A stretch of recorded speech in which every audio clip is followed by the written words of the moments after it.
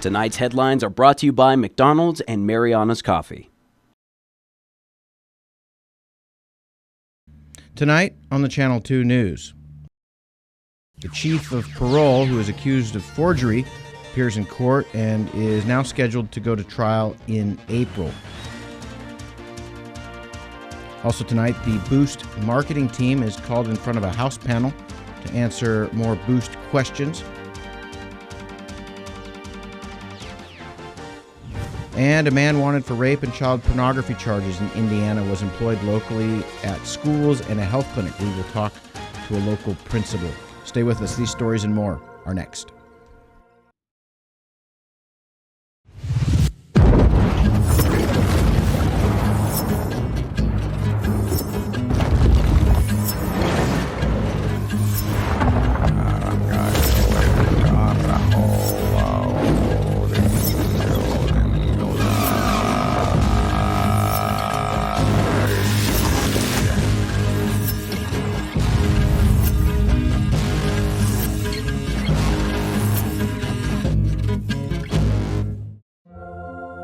When ordering the best Big Mac ever made in all of Big Mac history, with more special sauce in every bite, expect some unexpected company. He does this all the time. Introducing the bigger and better Double Big Mac, a taste sensation with 4 beef patties, Big Mac sauce, and the works. Hurry before the Hamburglar steals it away. Robble, robble, for a limited time only at McDonald's. Ba-da-ba-ba-ba.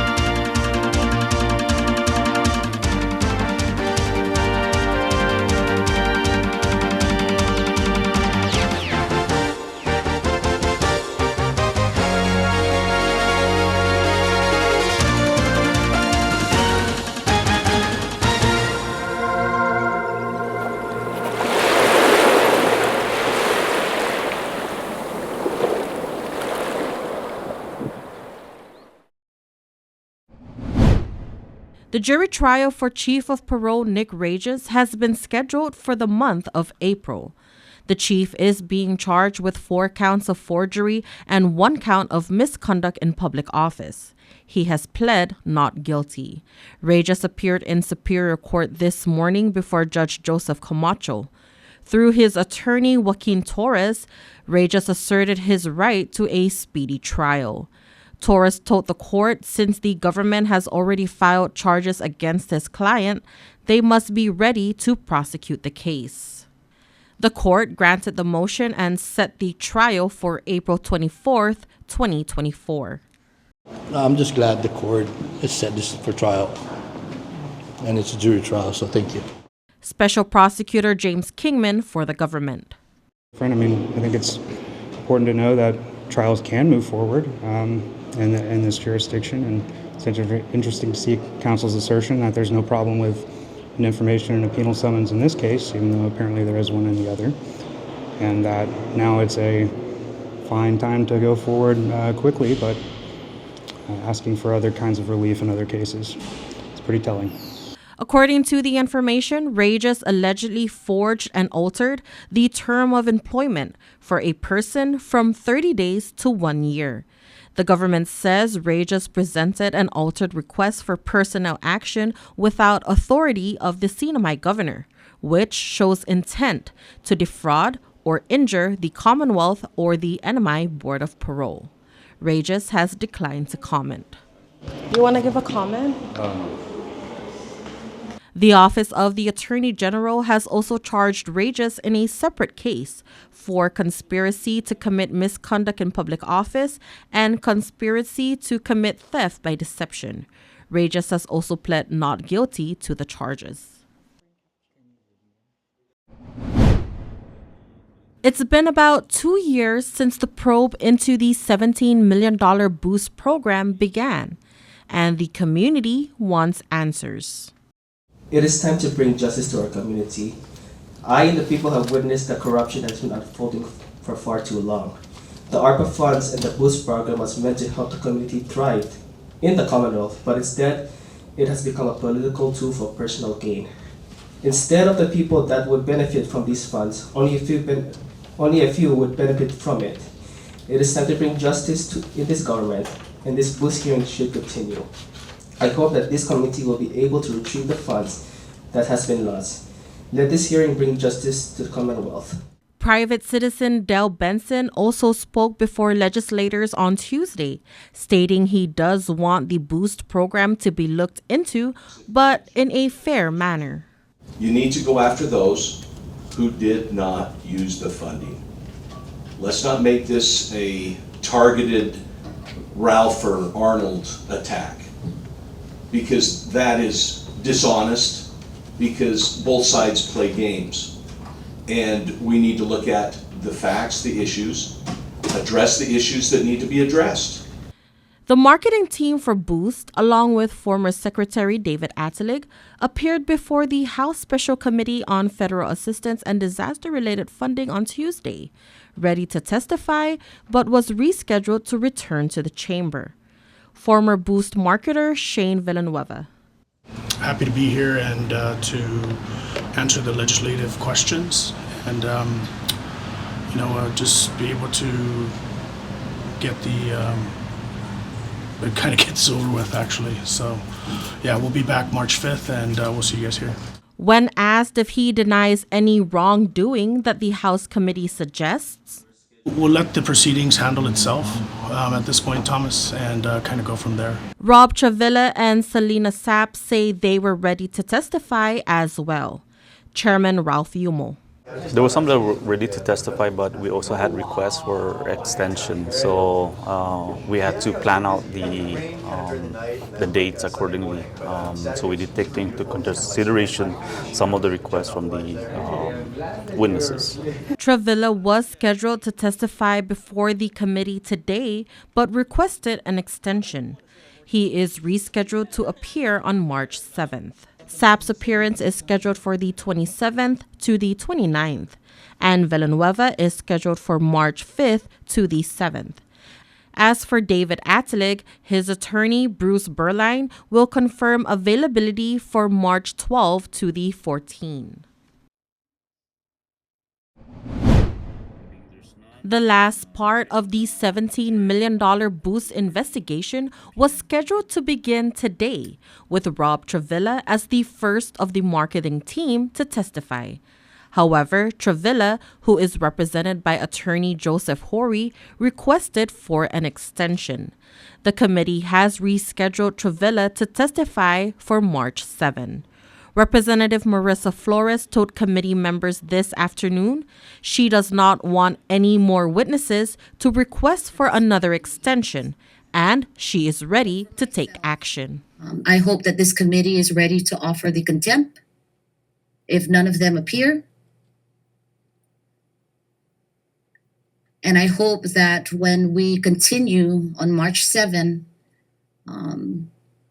we can actually get to the bottom of at least the first part. The people deserve answers, and the people deserve these boost hearings to come to a closure. Committee Vice Chair Ed Probe stated there is evidence of misuse and abuse of federal funds. I would like for us, this committee, to see what money can be returned back to the Commonwealth. I think that when the public does see that there has been certain misspending, and they will see that, it is not our job to go after them and try to prosecute them. We're not prosecutors, but we do want to shed light as to this money that we believe should be returned. The Boost program, launched under the Torres administration in 2022, was intended to provide funding to businesses who are struggling from the economic effects of COVID-19. However, the Special Committee on Federal Assistance and Disaster-Related Funding are looking into possible insider payments and mishandling of funds. Probe says that a significant amount of the money went into marketing alone. Representative Diego Camacho spoke up as well, stating there has been feedback from the community that the Boost investigation is a waste of time. The representative says it's not. It was reported last week that we might be facing a $10 to $20 million shortfall. And how much was expended during for this program was $17 million. So no, it's not a waste of time. And in the interest of time, if I may request, Chair, that we grant no more extensions, and we should be firm on the dates that we give. Chairman Ralph Yumo says the committee issued the notices to testify 3 weeks in advance. He says there should be no more extensions. The committee will not allow any more extensions for any reason. And I do believe that we should vote on it, just as what Rep. Marissa has mentioned.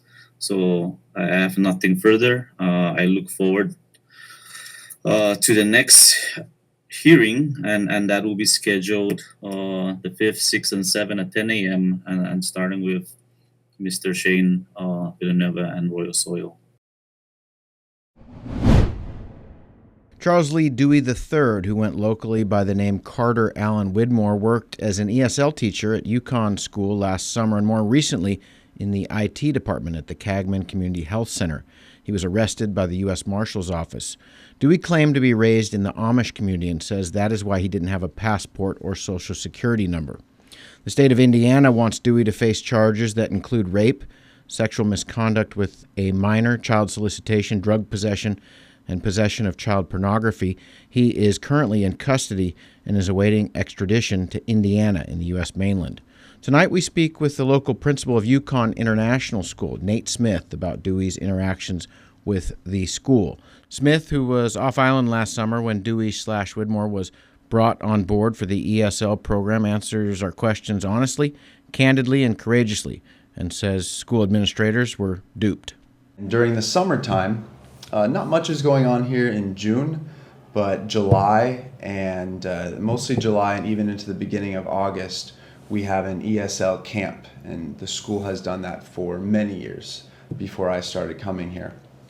And mostly Korean students, usually ages 5 to 12, and every single year is different. The pandemic changed a lot. So our numbers in terms of how many students are in the ESL camp changes. This past summer, I think at the height of it, there were about 30 to 40 students.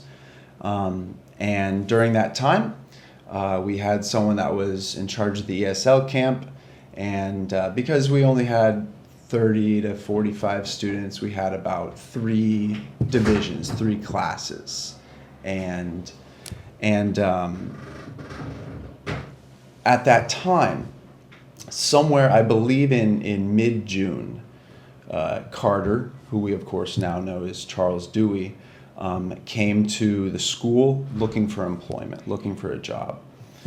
And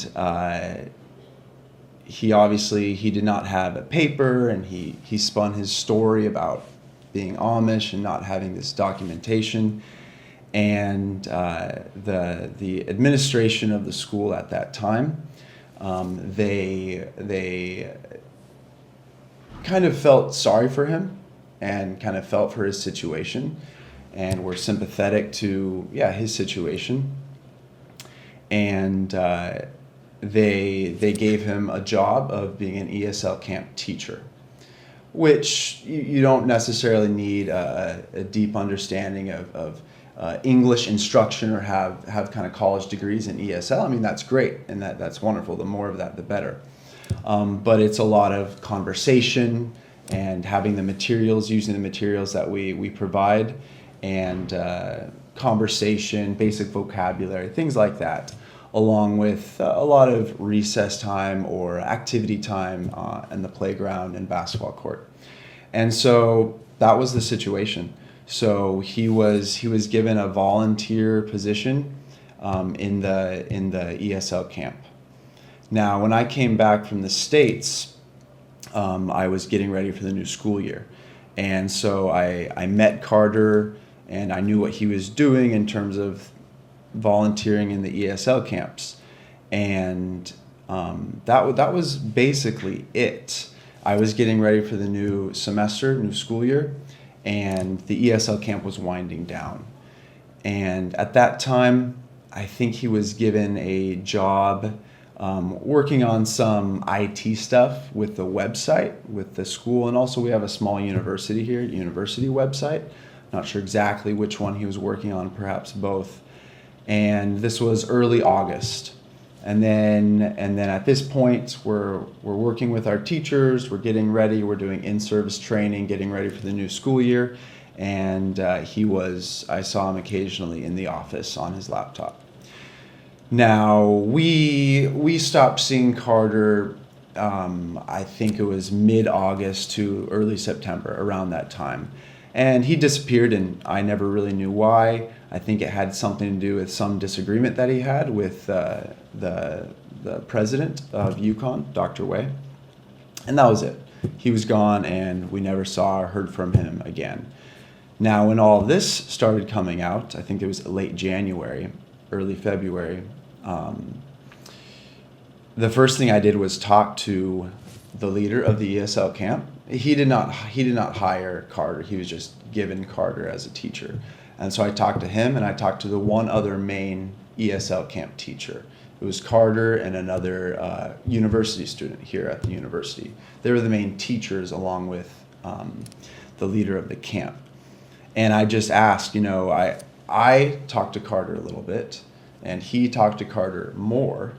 And, the first thing I was thinking was, was he at any time alone? Was there any time in the ESL camp day, which lasts 9 a.m. to 3 p.m., where he would have been alone with anyone, any student? And the answer was just no. There was no point in time.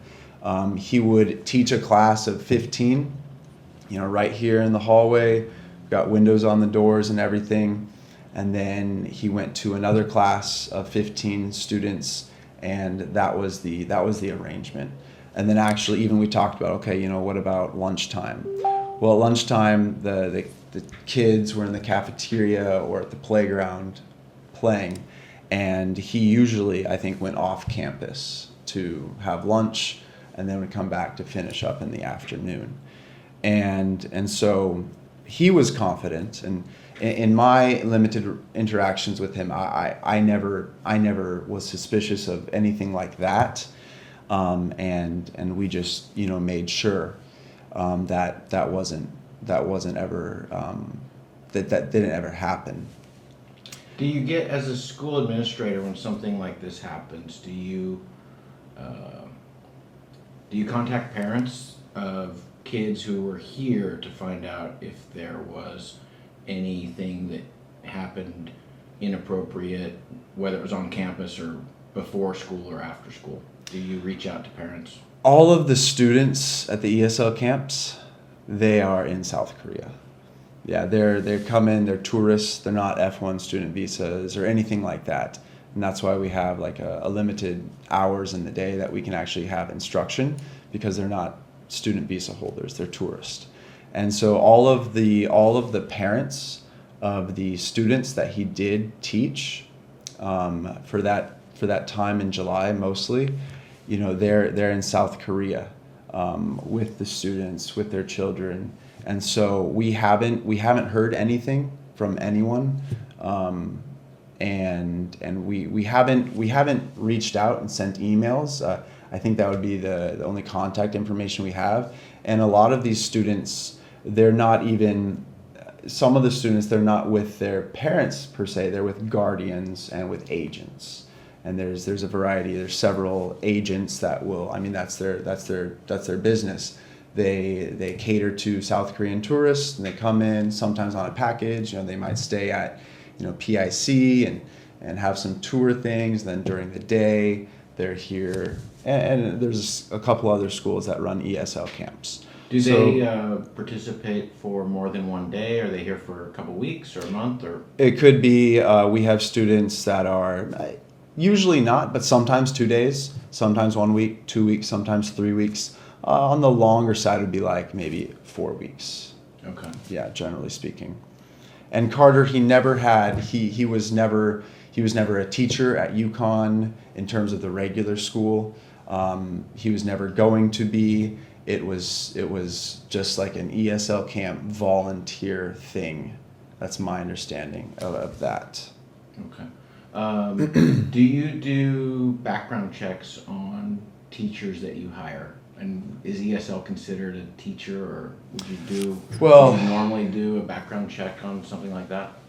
They teach, they're teachers, but for example, like I said, one of the other teachers, he was a university student, so he doesn't have a degree yet, and so definitely there's, for the ESL camp, whenever Dr. Wei is looking into hiring this person or using this person, it's not the same as like a regular teacher here. In terms of background checks for the regular school teachers, we rely heavily on their resume and on references. So, for example, we have a teacher coming in, and they'll have references, a pastoral reference, and maybe like a professor or someone at their Christian university. And so we can reach out to those people just to make sure, just to check on the person coming in and make sure that we know them without knowing them, without having met them. Did you have a resume or any references for Carter that you know of? Not that I know of. I could ask Dr. Wei or someone in the business office.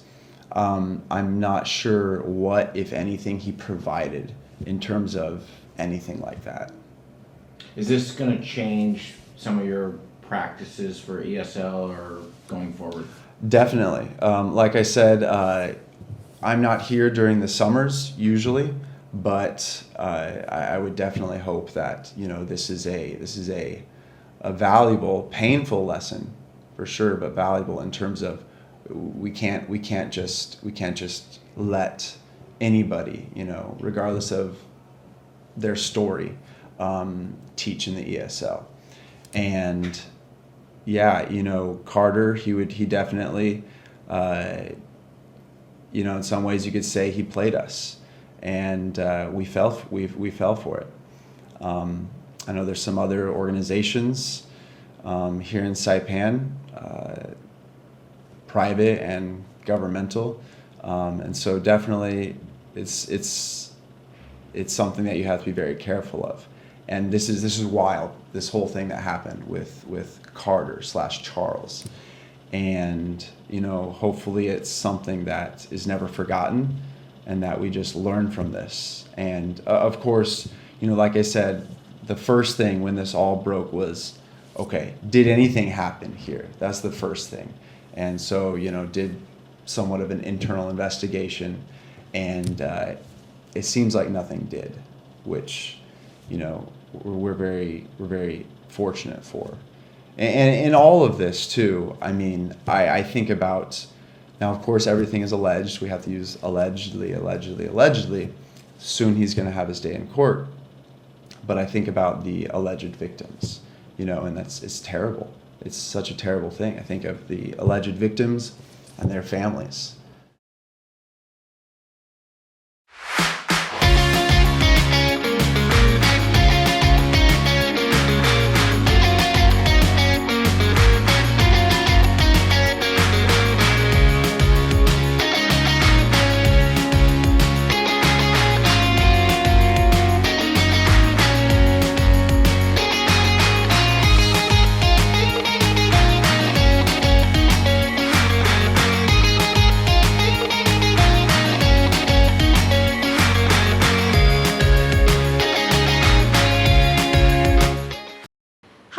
Savannah, and I love Marianne's coffee. Did you know it's Earth's finest coffee? Come join me for a cup. I think you would be really happy. It really is Earth's finest coffee. Come share a coffee with us.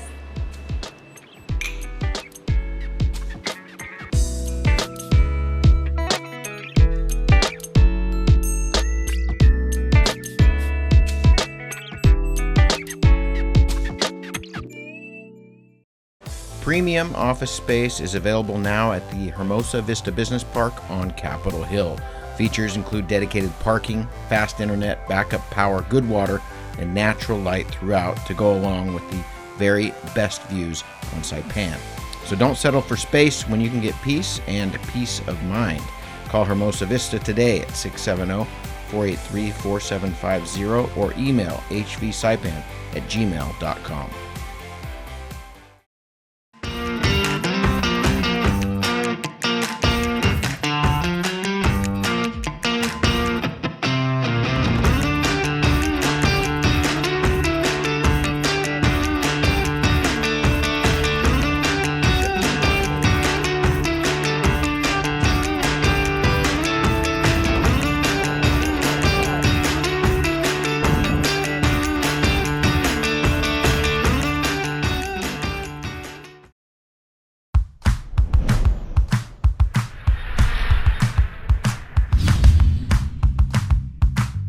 Hi, I'm Dre, one of the personal trainers here at Ghost Gym, and today we're going to go over the kettlebell deadlift. Fantastic exercise to build overall strength, particularly in the legs and hips. Remember, we want to make sure that our setup is in good position. If you set up in a bad position, it's not going to look good and it's certainly not going to feel good.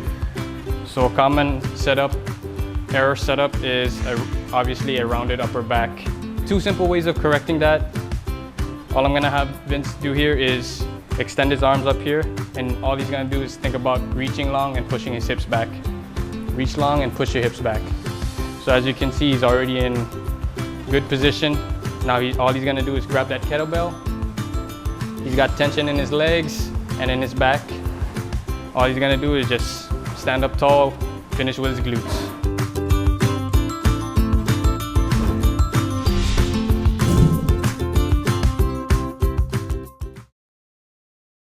Fast, fun, and easy. That's how your home Wi-Fi should be. So start with an internet plan that fits your budget. Introducing your home Wi-Fi starter pack, also known as WISP. Enjoy up to 25 megabits per second for as low as $35 a month, plus a free router with your wireless subscription. That's hours of movies, games, social media, and more endless fun. Get your Wi-Fi starter pack today only at Docomo Pacific. Better together. Additional conditions may apply.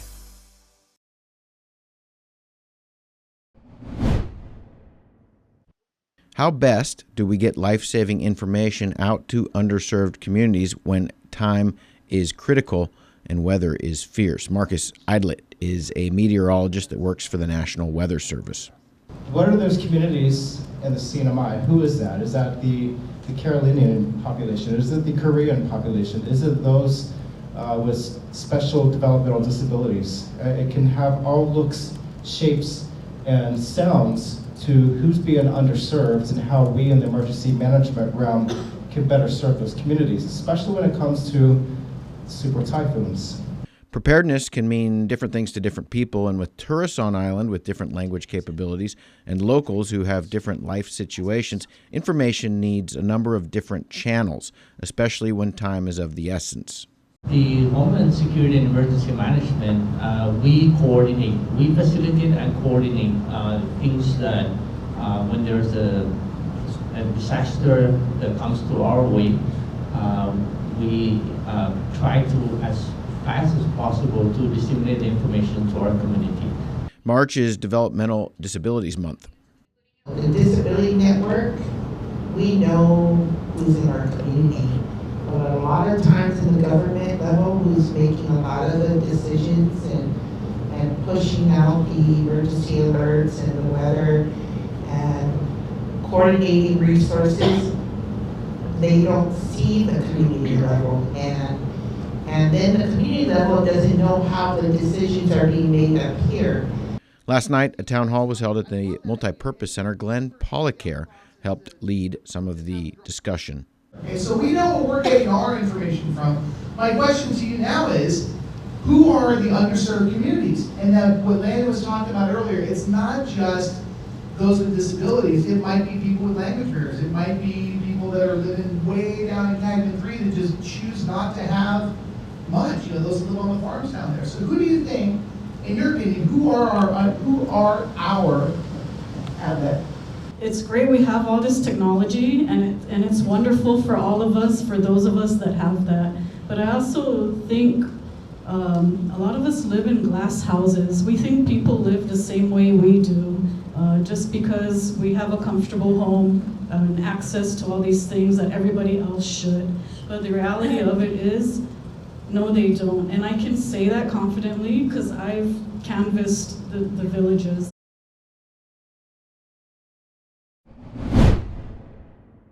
Thursday night, we are pleased to present right here on the Channel 2 News, the Humanities Half Hour, hosted by Catherine Perry. This week's guest is Guampedia's Rita Nauta, who talks about the culture of connecting. One of the things we're finding is that there are twice as many Micronesians that live in the continental U.S. than in our region. And we see that in our Google Analytics that people are trying to connect. And, you know, I had a comment from someone that said, you know, I really liked your Marshall Islands, but can you show us more pictures? You know, so we're going to continue to want to connect and provide more content to reflect, because our region is so much, and really if you look at it in the context of the globe, is the last frontier that a lot of people don't really understand. We have the biggest ocean, the deepest ocean, and 2,500 islands, and, you know, just so much to share. The show starts at 7 p.m. Don't miss it.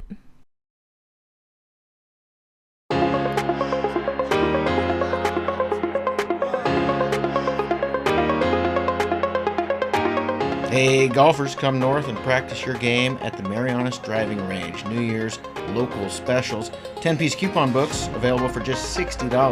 That's a $10 savings. Want to get really good? Come work on your swing every day for just $99 per month. It's our practice pass and you're going to love it. Grab your passes and go straight to the range. You can social distance and chip all at the same time, and the views are free. Reserve now at marianastrekking.com. You can pay online, open 7 days a week.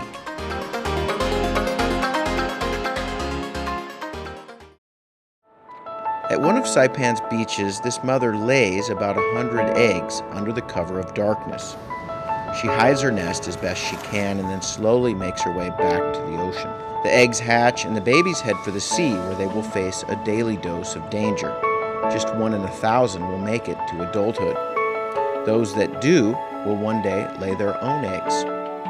Sea turtles are protected under CNMI law. If you see one that is stranded or if you see illegal activity, call the hotline at 287-8537.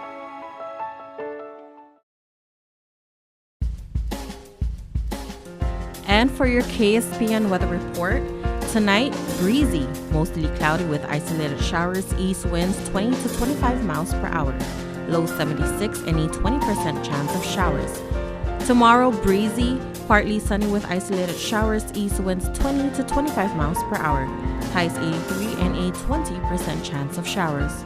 For your marine forecast, moderate to strong winds will prevail in the Marianas through Saturday as the gradient increases due to a passage of a strong high pressure to the northeast and a passage of a shearline fragment. Combined seas 10 to 13 feet are expected to increase slightly more in the next few days, with a small chance of reaching hazardous levels of 15 feet. A small craft advisory is in effect until tomorrow afternoon. The high tide will be at 7:59 a.m., low tide at 1:39 p.m., sunrise at 6:39 a.m., and the sunset 6:22 p.m.